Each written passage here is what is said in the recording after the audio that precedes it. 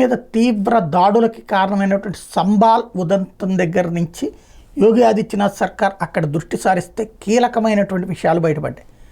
అక్కడ అక్రమ నిర్మాణాలు ఉన్నాయి, వాటిట్లో కూల్చివేత చర్యలు ఒకటి. సరే, సుప్రీంకోర్టు ఆర్డర్లు ఉన్నాయి కదా అంటే ప్రభుత్వ స్థలాల కబ్జాని కూల్చొద్దని చెప్పాలి, కాబట్టి దాని ఆధారంగా కొన్ని కూల్చివేతలు జరిగాయి. అదే సందర్భంలో అక్కడ ఉన్నటువంటి అనేక మంది ఇళ్లలో ఫ్యాన్లు, టీవీలు, ఫ్రిడ్జులు, ఏసీలు, కూలర్లు అన్నీ ఉన్నాయి, కానీ వాళ్ళ కరెంటు మీటర్లు పనిచేయట్లా. కరెంటు మీటర్లు స్టక్ అయిపోయి ఉన్నాయి. అంటే వాళ్ళు అన్నీ వాడుతున్నారు, కరెంటు మాత్రం బిల్లు రావట్లే. ఇది విచిత్రమైనటువంటిది.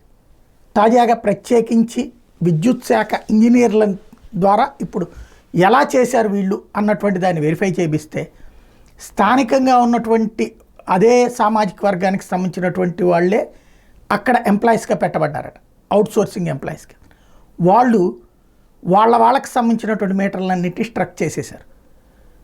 అక్కడ కరెంటు వాడకమేమో ఈజీగా అర్థమయ్యేలా చెప్పాలంటే 1000 యూనిట్లు ఉంటే బిల్లు ఏమో 200 యూనిట్లకే అవుతున్నాయి అన్నమాట. అట్లాగా జరిగిందన్న విషయం తేలి ఇప్పుడు దాని మీద దర్యాప్తుకు ఆదేశించింది యోగి ఆదిత్యనాథ్ సర్కార్.